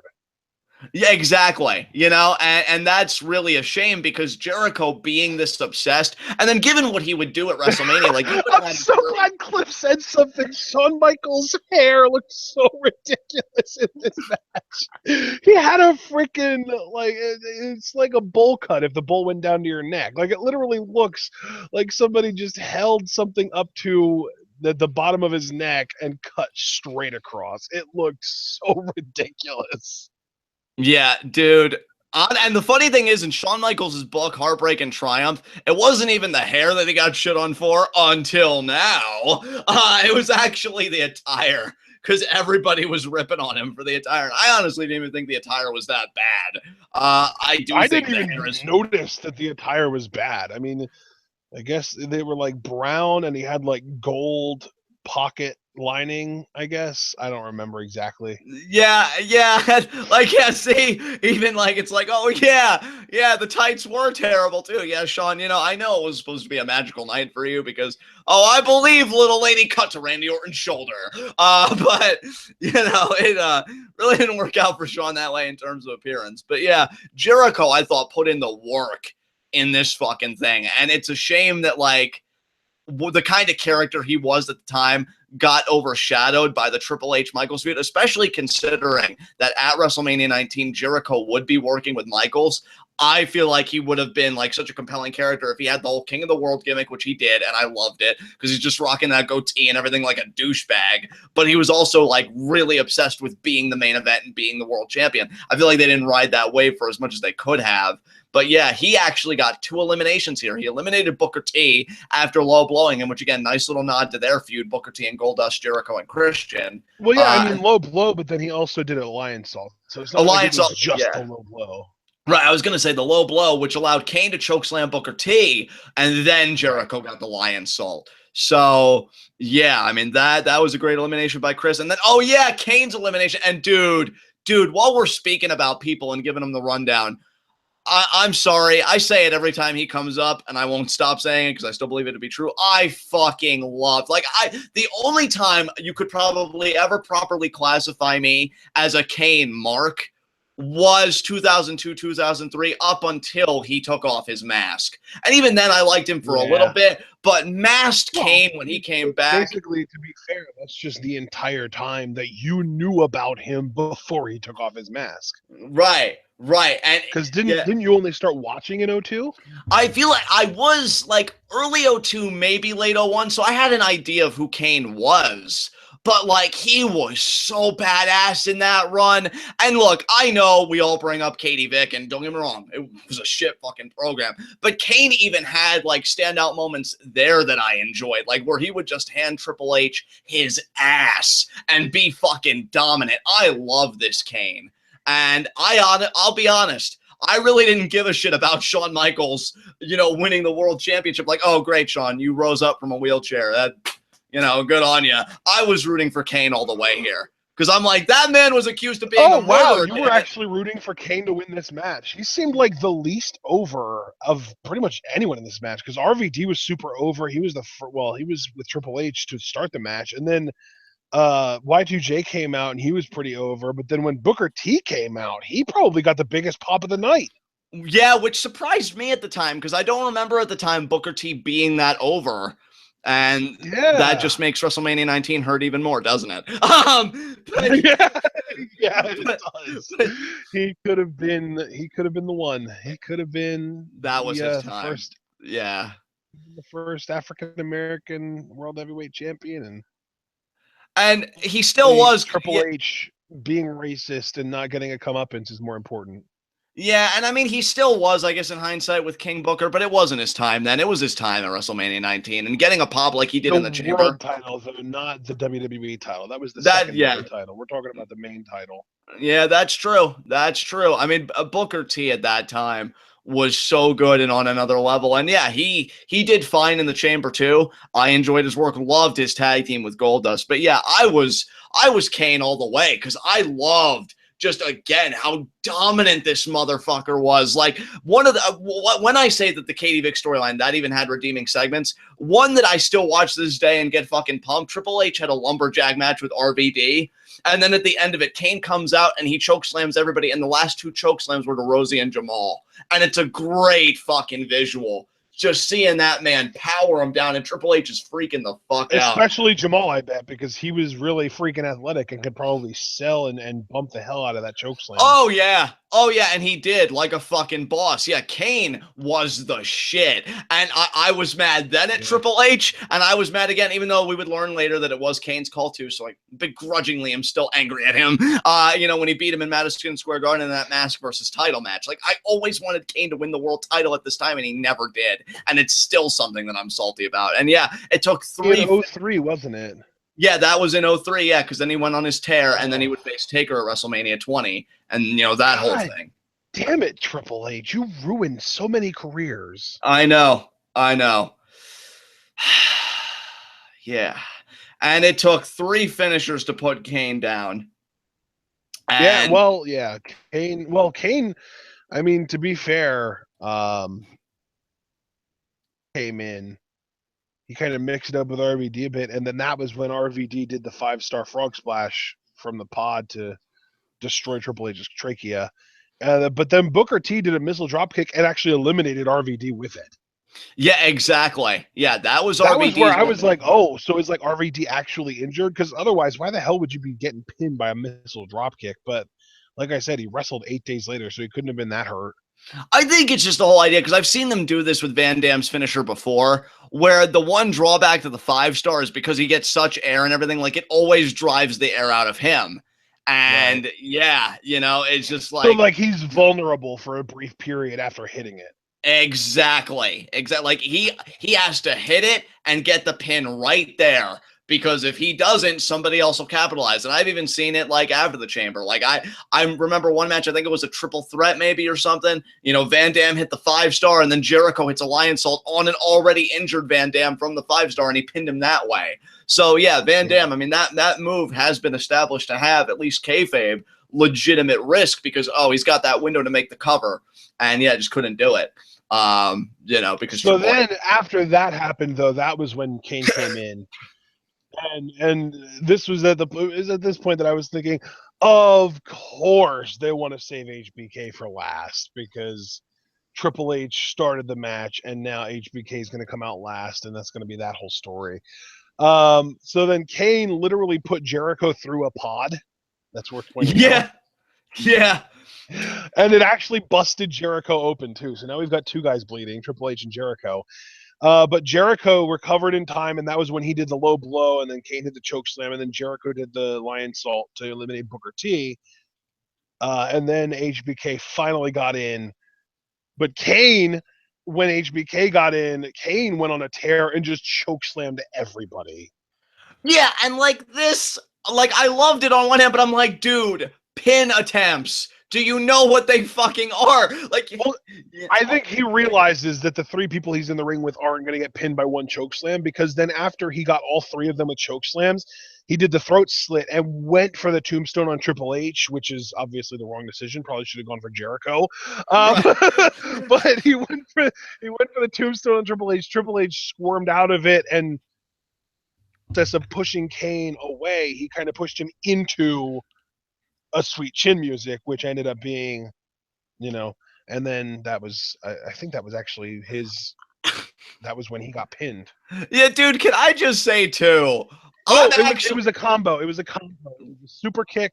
It was the sweet chin music, and then a pedigree, and then a lion salt, and Jericho got the pin on Kane. Which, can I just say, knowing that Jericho was confined in that chamber with 2 massive egos, I can't believe he got the pin. Like, they were probably like, we're going to be the last 2, so we'll throw you a bone, kid. Exactly. And dude, I hated that too so much. Like, I get why they did it, because they hate each other. They've only got to be the ones to destroy each other. But I agree with Jericho here. Like, he even told Triple H when Triple H pulled him off of him after, I think it was like a DDT, I could have pinned him, you son of a bitch. I love that about Chris. Dude, he literally said, we got to pin this ass. Like, Jericho is trying to team up with Triple H, trying to do the logical thing and team up with the heel to take out the baby face. But Triple H, being just such a massive ego, he has to be the one to pin Shawn. So he makes sure that Jericho is the next one to get eliminated. Like, this made no logical sense, but because it's Triple H and Shawn Michaels, people give it a pass. Yeah, I agree with you, dude. Like, there was no logic here whatsoever. And again, for the record, I love Jericho at this time. That actually, if I remember correctly, that actually happened during the 3-way elimination tag match too. I think someone broke. Yeah, that's right. Eddie did a frog splash onto I don't remember who, between Edge and Mysterio, and was trying to get the pin, and then freaking Benoit comes off the ropes with a headbutt for no reason, breaking up the pin. Yeah, I mean, I'm the diehard Benoit fan, and I'm like, you know, this is why everybody was talking about your brain injuries. That was not smart at all. Like, what the fuck are you doing? Yeah, like, maybe if you wouldn't do the headbutt so often, you wouldn't be breaking up an elimination. Exactly, and I have to agree with Cliff. Like, looking back, 2002 Jericho rocking the goatee, I'm king of the world. Everybody was an ass clown. Everybody was a son of a bitch. I love this Jericho. You mean kind of like how now everybody is a stupid idiot?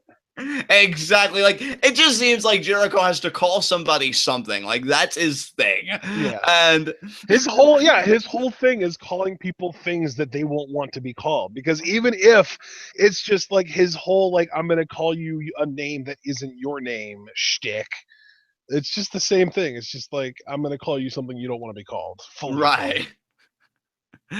Yeah, it's amazing. I love Jericho. And I just love, again, how he just looks at Triple H like, what are you doing? We gotta pin this ass. And then it just breaks down. And, I know Jericho was the heel here, but he really got my sympathy towards the end because he could have pinned Shawn Michaels. And then, for how many times that Triple H has bitched him out, WrestleMania 18, and then Judgment Day when they did Hell in a Cell. Jericho actually counters the pedigree and he gets the walls. And he's probably thinking, oh my God, I'm going to do it. Triple H is finally going to know that I'm the king of the world. And then sweet chin music. Sweet chin music. Like, could not get a fucking break at all. And dude, we didn't even talk about the whole 10 minutes that Jericho and Triple H were teaming up to beat down HBK, who also ended up bleeding. So all three of these guys were bleeding, and it was, of course, all three of them were bleeding from the same spot on their foreheads, which is just so hilarious to me. And then, they're teaming up, and then next thing you know, Jericho hits HBK with a bulldog and a lion salt. He gets a 2 count, but then at one point he goes for another pin, and Triple H pulls him off, and that was when that whole thing started. Like, if anyone's gonna pin him, it's gonna be me. Even though you guys were just double teaming him for 10 minutes, Triple H suddenly decides that Shawn Michaels is only worth pinning if he's the one that gets to do it. Which, in hindsight, given how much we've been harping on Triple H's ego, is anybody really surprised? Well, no, and the other thing that's funny too is that Triple H's entire character during this time was the world title means everything to me. I would rather die than lose this world title. But apparently being the one to pin Shawn Michaels is more important to him than the world title, because otherwise he would have let Jericho eliminate his ass. Yeah, you worked together all that time, and this is when you choose to go into business for yourself? Are you stupid? Dude, I know I've said some fucked up shit, but that would be if TWitWoW, if we were this close to reaching the apex of podcasting, I don't know, our own Lucha Underground after show, and I'm like, oh no, Ashton, I know we're really this close, and you've really been carrying most of the load, but I decided I'm just going to kick you in the dick and walk off. It makes no sense. You're this close to the promised land. Don't be a fucking dick. I don't understand it, man. I don't understand it. Dude, you don't understand it because it made literally no sense. This was Triple H saying, I'm going over, brother, and then allowing Shawn to get the last pin before putting him over on a show so that he can immediately get his title back on the following show and have it mean a little more. Yeah, that's another thing too. You give Shawn Michaels this win, which I'll be fair. I was into the final few minutes, and knowing the energy of Madison Square Garden and how great this rivalry ended up being, it was entertaining. But Michaels only holds it for a fucking month. You make it this whole comeback thing, and yet who beats him for it? Not some upstart because he knows he's put his feud with Triple H to bed. Oh, no. It's the game. And to just pour all the fucking salt in that wound, it's in a ladder match, which the entire time they said, oh, well, the street fight favors Triple H and the steel cage favors Triple H, but the ladder match, oh, that's Shawn Michaels. There's no way Triple H will do that. And then Triple H, after he just throws the ladder over and sends Shawn Michaels through a million tables, which is hilarious if you go back and watch it because it looks like Shawn Michaels fucking elbow dropped them. I'm going to sell this amazingly. And then Triple H. It's like, what the actual fuck? Can you go? And again, that's why I'm so appreciative of the Benoit reign, because I was really starting to ask at one point, can you go 5 minutes without that fucking championship? And then for as much as I love Benoit, you know who I felt bad for after that? Randy Orton, because, oh man, you know, Randy Orton, youngest world champion. It's not because Brock Lesnar's out of the company now or anything.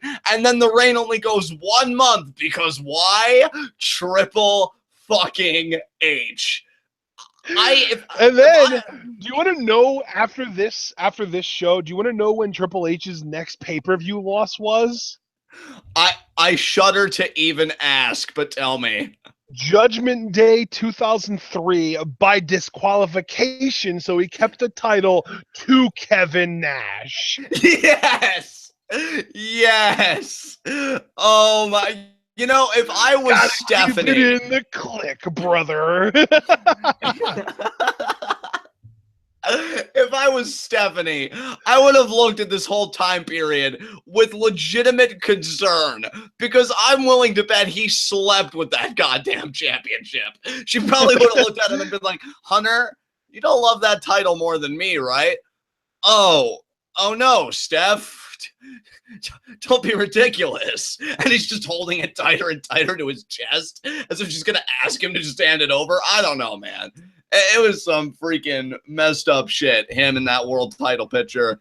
And yeah, I mean, he dropped it here. And then, I mean, poor fucking Goldberg. I think this was like the actual reign of terror, because he didn't actually lose the title until September of 2003. And wasn't that to Goldberg? 3 months. 3 months. For 3 months. Before he got it back and then lost it to Benoit, who held it until Orton beat him, and then Triple H got it right back until a month later. And then, you know what, with the Goldberg loss, and then as soon as Triple H came back from his injury, he got it back again. And with the whole Goldberg thing, why that's hilarious is, you know, it was a triple threat match, Armageddon, Goldberg, Kane, when he was still like a monster after being unmasked. He didn't get diminished at this point. And Triple H.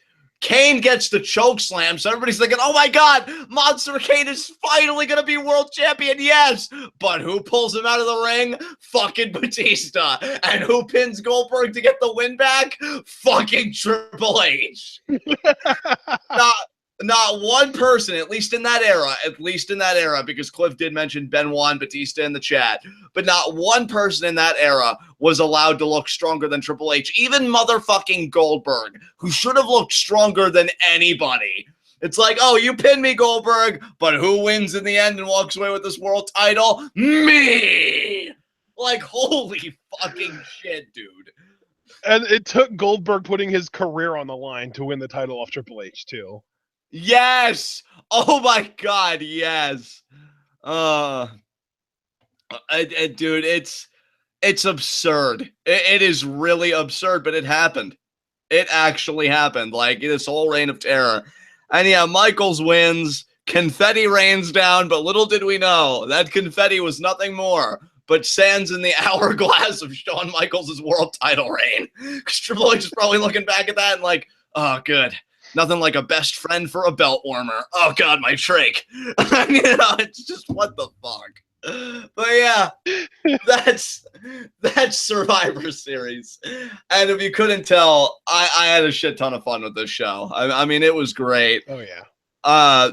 You know, even all jokes aside, like the Elimination Chamber, of course, if for no other reason, it was the first fucking one.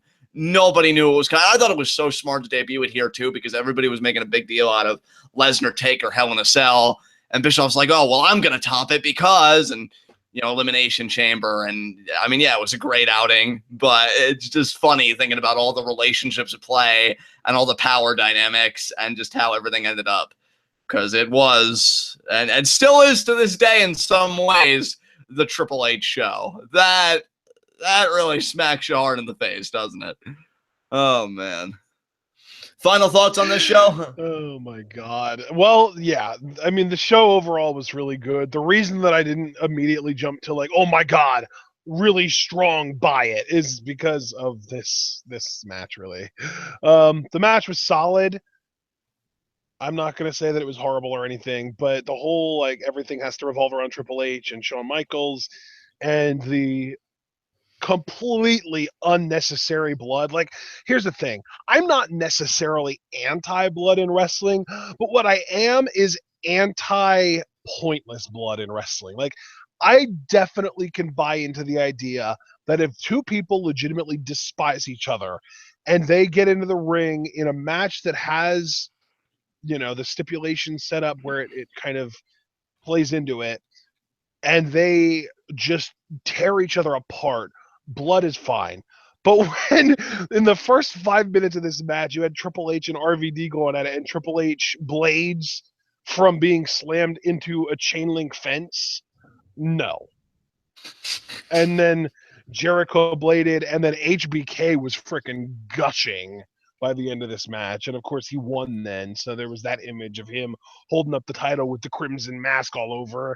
But yeah, that was really, really unnecessary. And of course, there was the sloppy stuff with Triple H pulling Jericho off of Shawn Michaels for literally no reason. RVD's frog splash being obviously botched. We thought it was knee, but it turned out it was trach. Triple trach. Oh my god. Triple trach. The goal. Oh yeah. This match was decent, but it was not great by any means.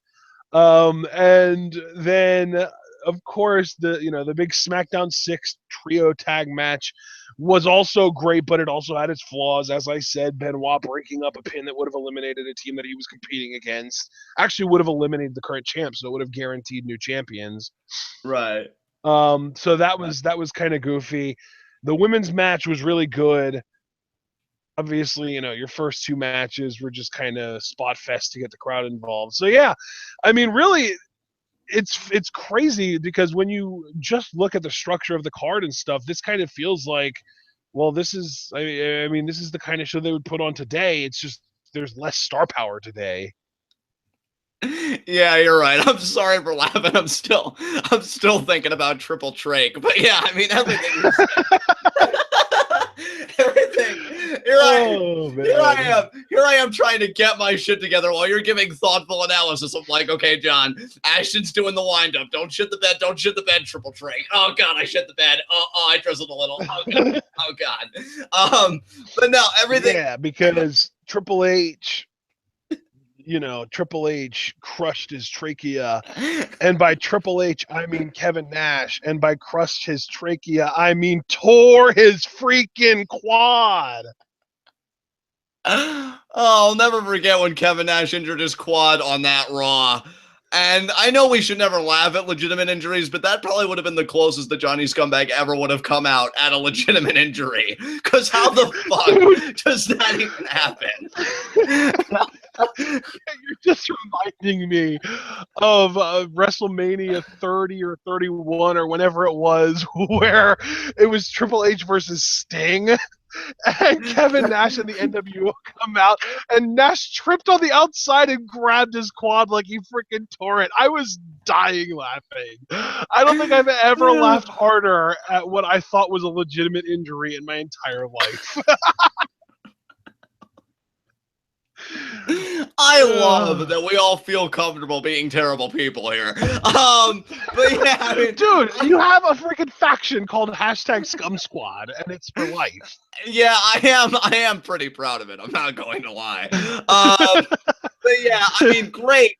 I'll tell you, if this show and this review is setting the precedent for Patreon-based reviews, this was a great way to start off. And I mean, guys, if you liked everything that you heard, again, I implore you, think of a show, look at the pay scale, think about what you want. Is it just a review, just live reactions, or both? Make your donation and we'll make it happen, because this was a shit ton of fun.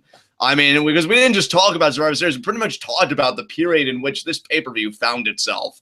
And it's freaking hilarious. High spot Randy Orton, by the way. For an hour 45. So, are we gonna do high spots, low shots? I'm telling you right now, Randy Orton's my high spot. I mean, those fucking shoulder vignettes, though. God damn it. Yes.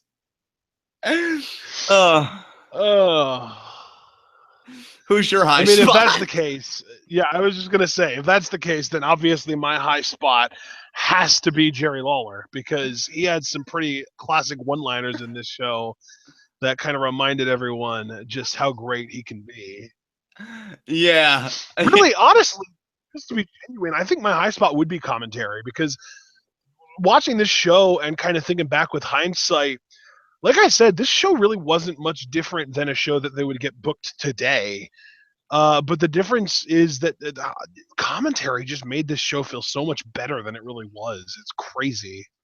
Oh, dude, I mean, here's the thing I want to say about both announced teams. One, JR and Jerry the King Lawler. Anybody that knows me, especially that one, yeah, especially JR and Jerry. Oh, they had such a great rapport with each other. They were my announced team as a kid. That's how I knew commentary. But to be fair, I don't think Michael Cole gets enough credit for the work he did in these years, because when he can just do play-by-play and he doesn't have to promote shit and just like try and have a personality and joke around with people that are insufferable, when he was doing stuff with Taz, it felt more organic. It felt like those two guys were having a good time out there together. I enjoyed the SmackDown announced team. I enjoyed Michael Cole. I love both announced teams at this time, and I 150% agree with you. Commentary really elevated the show for sure. So commentary is your high spot. Mine's Randy Orton. I mean, we pretty much, or I should say I pretty much made a joke of it, so I might as well go all the way. My low shot's Triple Trake.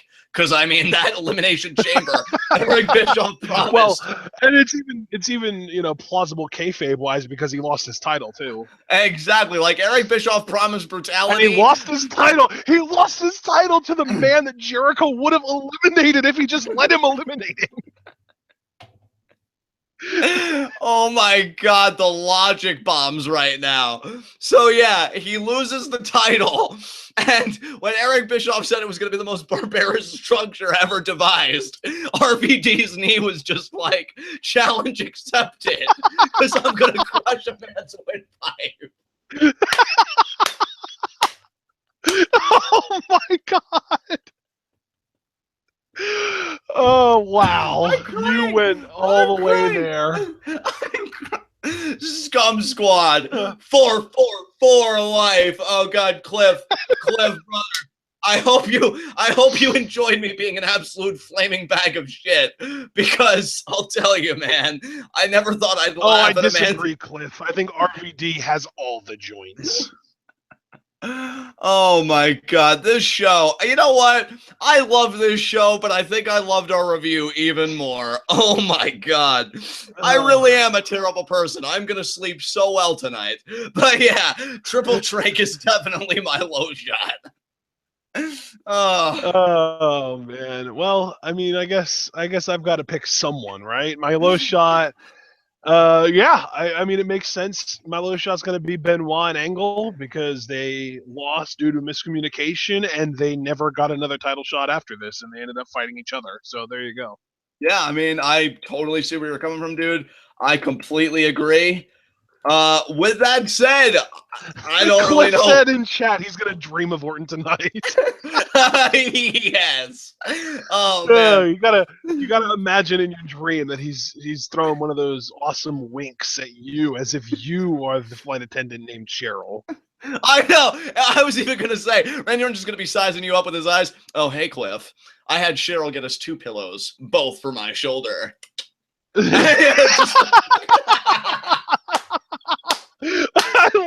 I love that she got an extra one because she, Orton gets one for his shoulder, but then she even got an extra one, and Cliff is just like reaching out for her, like, oh, thanks, Cheryl, and then she's just like, yeah, no, it's for him still. Yeah. Shoulder. Hello? Have I not harped on it enough? It's only 92%, dick. Oh my God. Oh my God. All right. I got nothing else to say, brother. You can take us home. All right, ladies and gentlemen, this has been TWitWoW Request Live. If you are more than like 20 years old, you get that reference. And this has been our first ever requested review. If you want to request us to do a review of a show that you specifically pick out, go to patreon.com/TWitWoW. If it's a traditional WWE 3-hour pay-per-view. It'll be $21 total for a review. I believe $30 for a live reaction, or $45 if you want both the reaction and the review.